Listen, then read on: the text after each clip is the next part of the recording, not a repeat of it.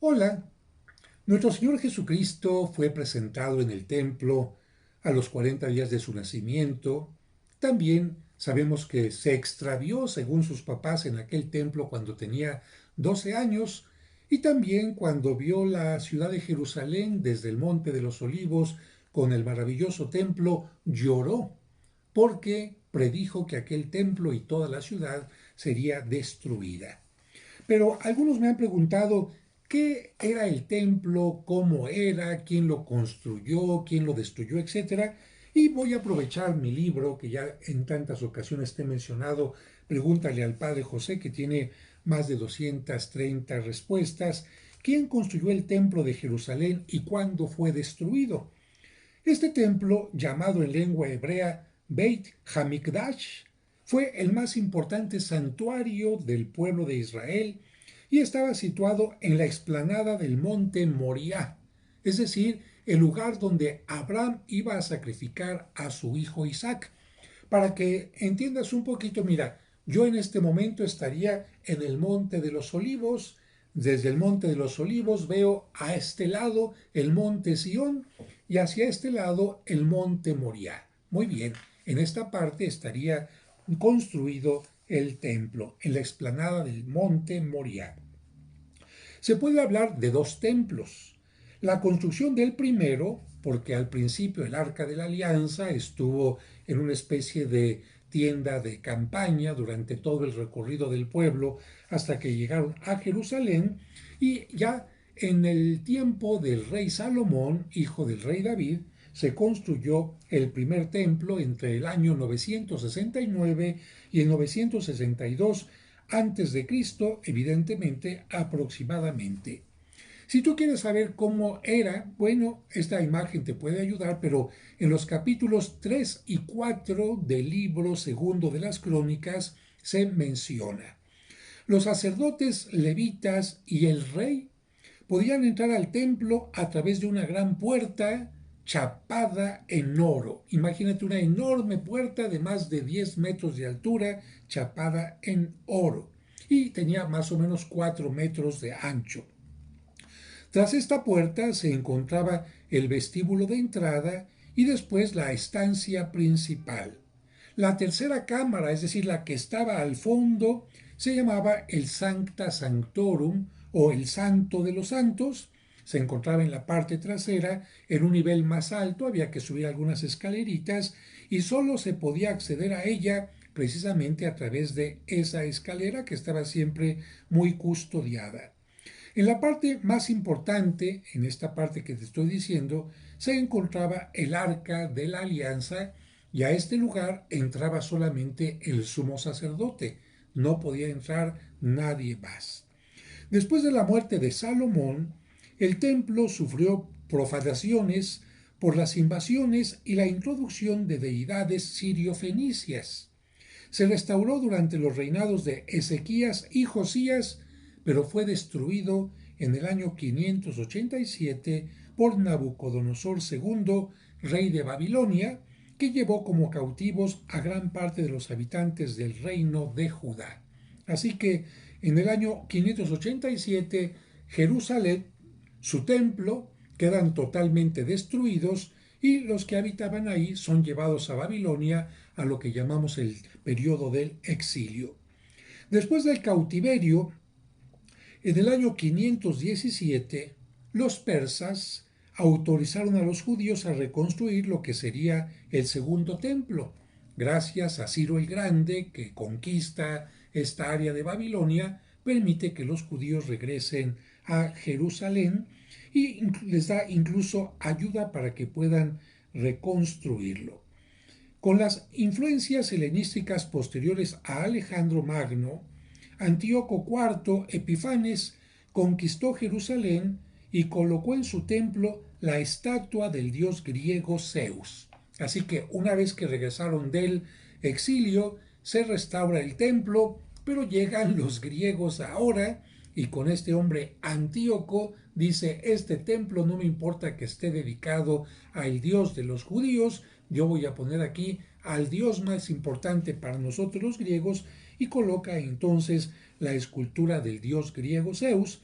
Esto evidentemente va a causar malestar a los judíos y esto va a comenzar una revuelta que es conocida en la Biblia como la revuelta o la rebelión de los macabeos. Precisamente el libro de los macabeos nos habla de esto que dicen los judíos: no es posible que los griegos estén pasando, no es posible que los griegos nos estén faltando al respeto, vamos a organizarnos. Y precisamente en este libro, a propósito, hay un personaje que se llama Judas Macabeo, y este nombre de Judas, por ser un líder tan importante, va a hacer que para tiempo de Cristo muchos les pongan a sus hijos el nombre de Judas. Por eso es que en tiempos de Cristo encontramos a Judas Macabeo, como líder, que propicia que muchos pongan este nombre a sus hijos, y entonces tendremos a Judas Iscariote y a Judas Tadeo inspirados en este nombre. Finalmente, esta revuelta de los macabeos va a permitir que el país vuelva a tener cierta libertad y se vuelva a restaurar el templo a mediados del año 150 a.C. Con la ascensión a la familia, perdón, con la ascensión de la familia Asmonea y la llegada de los romanos, el templo estuvo nuevamente amenazado de profanación hasta que en el año 20 antes de Cristo, 20 años antes de que naciera Cristo, el rey Herodes el Grande decidió restaurarlo y, respetando la planta física del edificio, mandó que se ampliaran todos los patios y añadió unos muros exteriores. Esta reconstrucción es la que ve precisamente nuestro Señor Jesucristo, porque Herodes el Grande, bueno, ya era mayor cuando nace Cristo, de hecho es el que quiere asesinarlo cuando los reyes magos le indican que ha nacido el rey de los judíos.